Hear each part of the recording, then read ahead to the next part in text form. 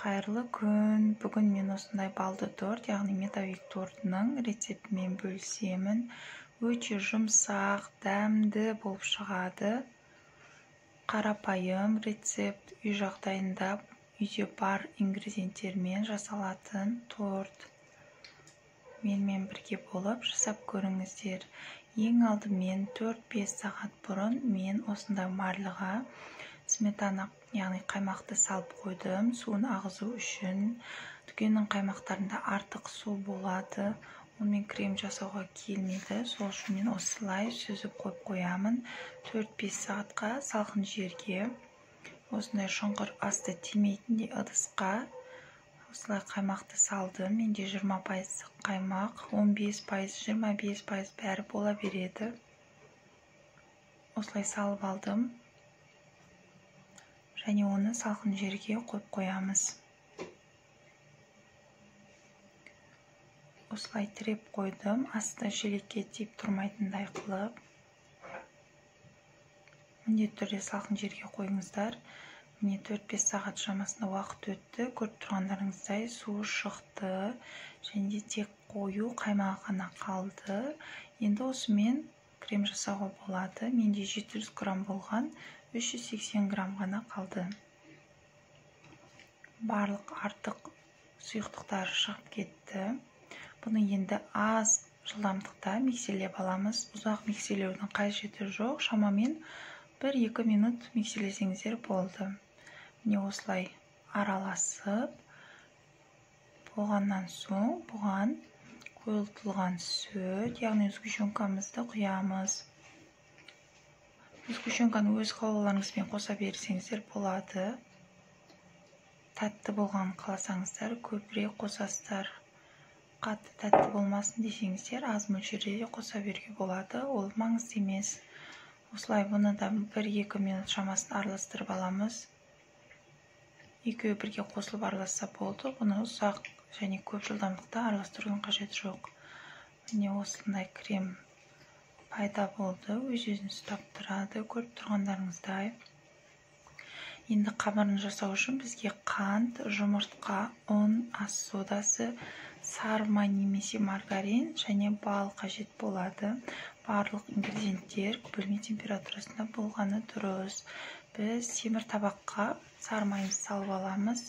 Оның үстіне қантты және балды салып, баяу отта газдың үстіне қойып, тоқтамай араластырып тұрамыз.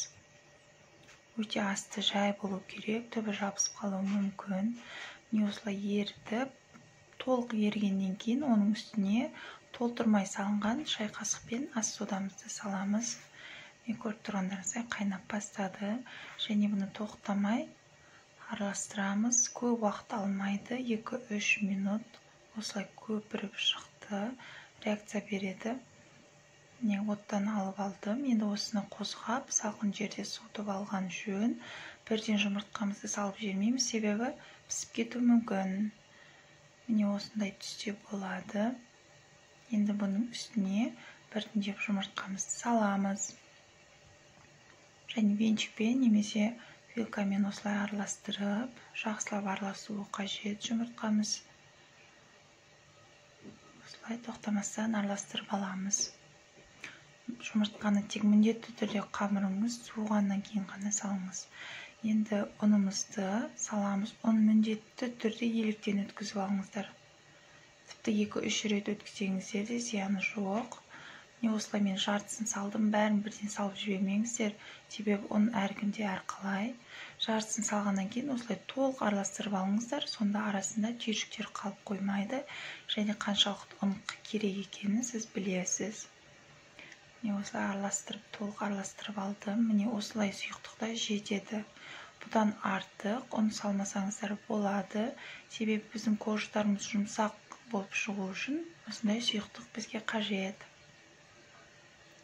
Осыны енді салқын жерге қойып қоямын. Шамамен 20 минут, 25 минут. Міне осылай қатайып шығады. Оны мен ұн сеуіп, ұнды пайдалана берсеңіздер болады. 7 бөлікке бөліп алдым. Шамамен 130 граммдай шықты. Және пергамент қағаздарына осылай ыңғайлы өзіңіздің размеріңізді қойып, жайып, осылай шанышқымен тесіп алсаңыздар болады, себебі біркелкі көтермеуі мүмкін. Және де алдын ала қыздырылған пеште 180-190 градуста шамамен 10-15 минут пісіріп алдым. Жұмсақ болып шықты. Және жаңа жасаған кремімізді біз тоңазытқышқа қойып едік. Көріп тұрғандарыңыздай өте жақсы болып шыққан. Енді осыны кождарымыздың бетіне жағамыз. Қатты қалың қылып жақпаңыздар, себебі біздің кожамыздың өзі де жұмсақ, көп кремді қажет етпейді. Сондықтан бір тегіс қылып, жұқа қылып жайып шықсаңыздар болды. Осылай барлық жеріне біркелкі қылып жағып шығамыз. Немен жағып болдым. Енді шетінде қалған кождардан кесіп алған қамырымызды осылай оқтаумен майдалап алдым. Оны және шеттеріне жағып шықтым. Сіздер өз қалауларыңыз бойынша әрлесеңіздер болады. Бүкіл тортқа сеуіп шықсаңыздар болады. Мен осылай шеттеріне жағып алдым.